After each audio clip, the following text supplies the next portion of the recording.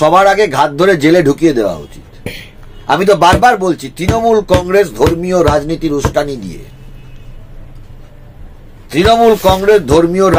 উস্কানি দিয়ে পশ্চিমবাংলার আরো অধঃপতন নিয়ে যাচ্ছে। যে বলে যে তাকে আগে আগে জেলে ঢোকানো উচিত। আমি তো ভারত সরকারের কাছে আবেদন করব, এই চোরছাচোর সরকার পশ্চিমবাংলায় এরা এটা করবে না। আপনার যদি মসজিদ বানাতে ইচ্ছে করে তা আপনি মসজিদটা বানান, মানুষের সেবা করুন, মানুষের সেবা করুন। আপনি শব্দটা প্রয়োগ করার ফলে এবার রাম মন্দিরের কথা এসে গেল।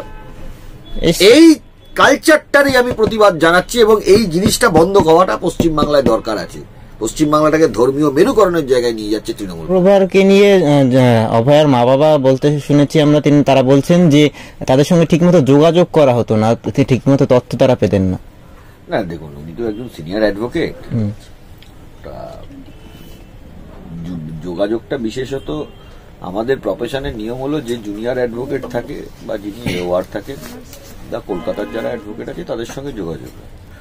সিনিয়র অ্যাডভোকেট সাধারণত কোনো রকম কোনো ক্লায়েন্টের সাথে কথা বলেন না, এটা আমাদের প্রফেশনাল এথিক্সের মধ্যেই পড়ে। যে কোনো সিনিয়র অ্যাডভোকেট, যারা ডেজিগনেটেড সিনিয়র অ্যাডভোকেট বা যারা সিনিয়র হিসাবে কাউন্সিল হিসাবে প্র্যাকটিস করছেন, তারা ইনস্ট্রাকশন নেন আমাদের পেশাগত নিয়ম অনুযায়ী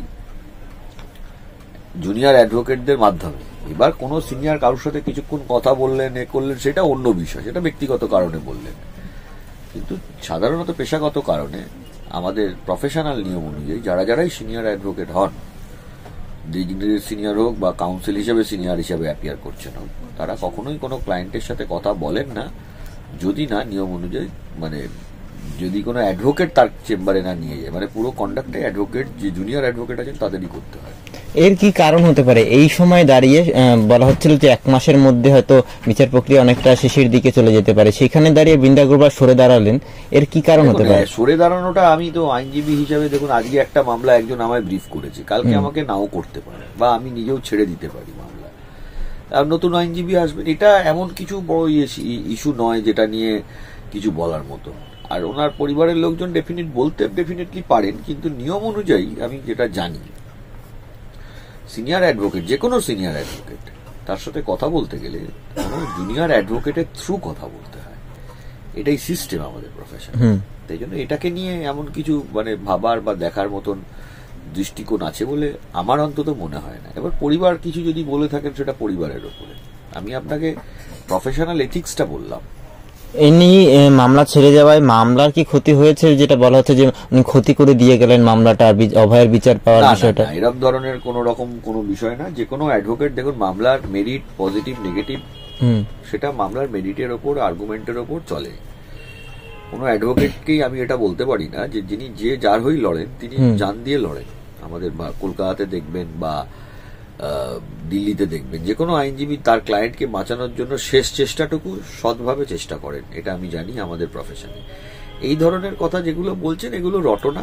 অনেক সময় হয় দেখুন, যেটা মামলাটা ধরুন জিততে পারলাম না বা মামলাটা হলো না, বা অনেক সময় হয় কোর্টে, বা হয়তো আর জজ সাহেবদের যখন রায় দিতে হয় সব পক্ষকে শুনে দিতে হয়। তো যখন যারা মামলা করতে আসেন ক্লায়েন্টরা, তারা সবসময়তেই একটা এক্সপেকটেশন নিয়ে আসেন। সেই এক্সপেকটেশন অনেক সময় পরিপূরক হয় না বলে অনেক সময় এই ধরনের কথাগুলো বাজারে বলে বা করে। এটা এর সাথে কোনো মানে প্রফেশনাল ইয়ের কোনো সম্পর্ক নেই। যে কোনো অ্যাডভোকেট, সিনিয়র হোক জুনিয়র হোক, তার বেস্ট অফ এবিলিটি দিয়ে করার চেষ্টা করে। এবার সিনিয়ররা ডেফিনেটলি ভালো, তাদের এক্সপিরিয়েন্স বেশি, তাদের অনেক মামলা তারা করেছেন, জানেন, তাই জন্য সিনিয়ররা সবসময়তেই ভালো। যে কোনো সিনিয়র আমি সবসময় রেসপেক্ট করে কথা বলি, এবং এটা প্রফেশনে হয় না আমি যতদূর জানি। আরজিকর নিয়ে বাংলার রাজনীতি উত্তাল হচ্ছিল, তোলপাড় হয়েছিল। আমরা এখন দেখতে পাচ্ছি যে চর্চার কেন্দ্রে আরেকটা নাম চলে আসছে, সেটা হচ্ছে দীঘা জগন্নাথ মন্দির। সেখানে মমতা বন্দ্যোপাধ্যায় গিয়েছেন, দীঘায় গিয়েছেন, পরিদর্শন করেছেন, কাজ খতিয়ে দেখেছেন। অনেকে বলছেন যে বাংলার রাজনীতি কোথাও গিয়ে একটা ধর্মনির্ভর রাজনীতির কেন্দ্র হিসেবে তৈরি হয়ে যাচ্ছে। দেখুন, আমি বারবারই বলেছি, অনেকে আমাকে নিয়ে ক্রিটিসাইজ করেছে, পশ্চিম বাংলাতে 2011 সালের আগে ধর্মীয় রাজনীতি ছিল না। পশ্চিম বাংলাতে পরিবর্তন আসার পরে 2011 সালের পর থেকে ধর্মীয় রাজনীতি শুরু হয়েছে। ধর্মীয় রাজনীতির জন্ম হয়েছে পশ্চিমবাংলাতে 2011 সালের পরে। বাবরি মসজিদ ইস্যু হয়েছে, পৃথিবীর বহুত প্রান্তে ঝামেলা হয়েছে, ভারতবর্ষের প্রচুর প্রান্তে অশান্তি হয়েছে। বাবরি মসজিদ ইস্যুতে পশ্চিমবাংলায় কিন্তু কিছু হয়নি। কোন জনগোষ্ঠী কারোর বিরুদ্ধে বাবরি মসজিদ ইস্যুর বিষয়ে অভিযোগ করতে পারবে না পশ্চিমবাংলায়। আমি তাই বলছি, বাবরি মসজিদ ইস্যু নিয়ে পারবে, অন্য জায়গায় হয়েছে, পশ্চিমবাংলাতে আপনি দেখাতে পারবেন না একজন ধর্মপ্রাণ, ধরুন মুসলিম, ধর্মপ্রাণ হিন্দু, কেউ কারুকে কোনো কিছু 92 সালের অত বড় ঘটনার পরেও করেননি। তার মানে পশ্চিমবাংলাটা, এখানে ধর্মীয় রাজনীতি হতো না, কোন রাজনৈতিক দলও করতো না। পশ্চিমবাংলার যারা রাজনৈতিক দল তারাও কোনোদিন ধর্মীয় রাজনীতি করেনি। 2011 সালের পরে এই ধর্মীয় রাজনীতি শুরু করেছেন মমতা বন্দ্যোপাধ্যায়, তার ফল এখন হচ্ছে। দিনে দিনে পশ্চিমবাংলাটাকে উনি বিভক্ত করতে চাইছেন, মেরুকরণ করতে চাইছেন ধর্মীয় রাজনীতির নামে। সাম্প্রদায়িক সম্প্রীতি পশ্চিমবাংলার একটা কালচার, যেটা 2011 সাল পর্যন্ত ছিল।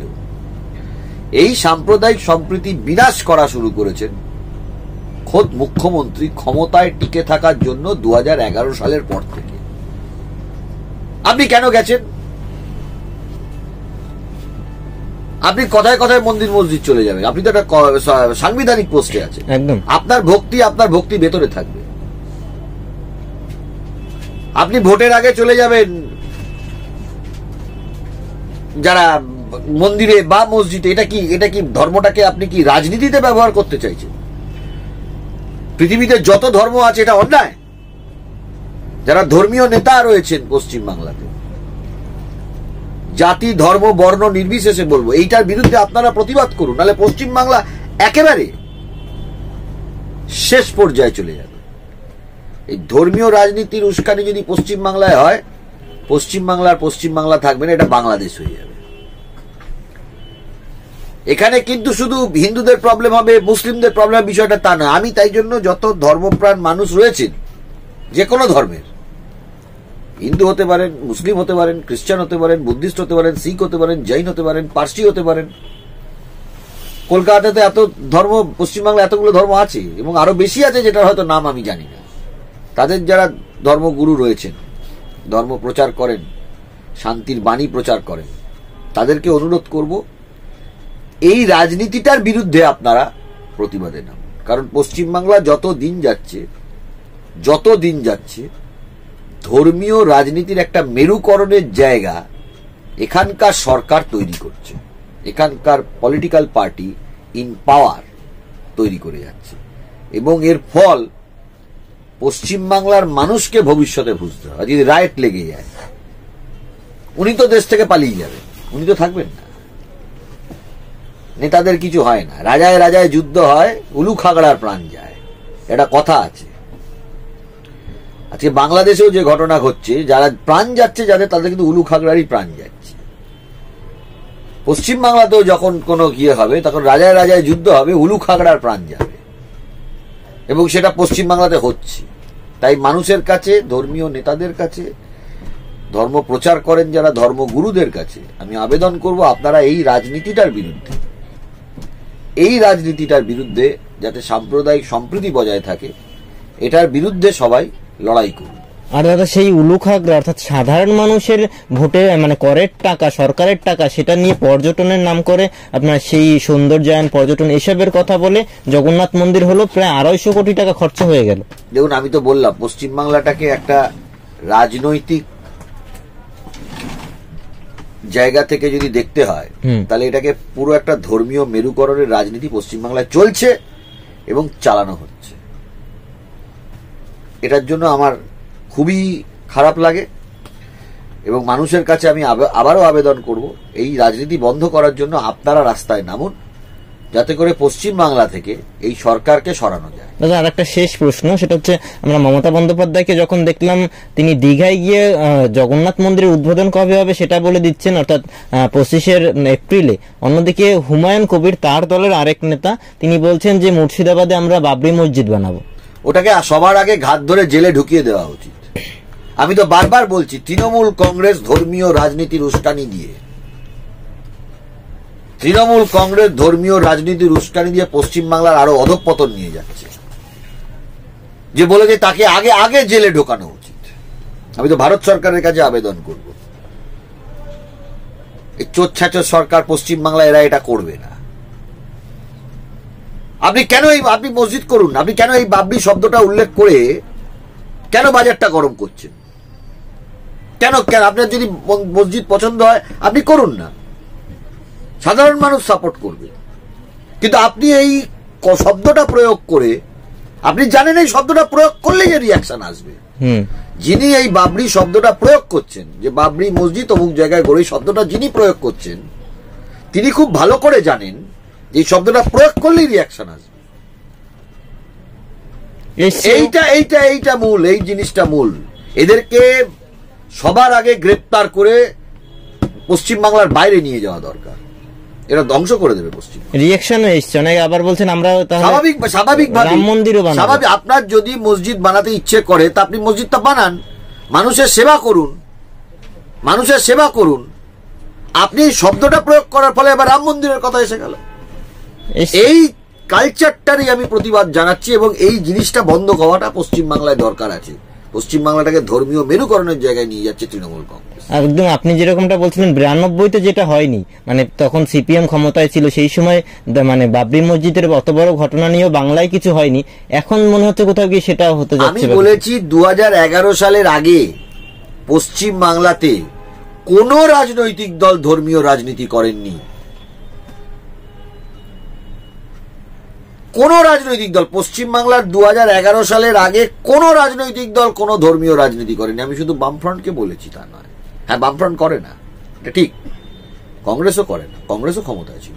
আরো অন্যান্য ছোট ছোট দল যারা ক্ষমতায় ছিল না তারাও কিন্তু পশ্চিমবাংলায় ছিল। এটা ঘটনা 2011 সালের পর থেকে জিনিসটা চালু হয়েছে। এটা ইচ্ছাকৃতভাবে নিজেদের মধ্যে কথা বলে ইচ্ছাকৃতভাবে এই ধরনের কথাবার্তাগুলো বলেছে। বাবরি শব্দটা আপনি প্রয়োগ করবেন কেন? এর পিছনে নিজেদের মস্তিষ্ক কাজ করেছে। কোন ধর্মীয় নেতা প্রয়োগ করলে আমি বুঝতাম, কোন ধর্মীয় কেউ আছে তিনি প্রয়োগ করলেও আমি বুঝতাম। রাজনৈতিক ব্যক্তিত্ব এই কথাটা প্রয়োগ করা মানে তাকে গ্রেপ্তার করা উচিত বলে আমি মনে করি।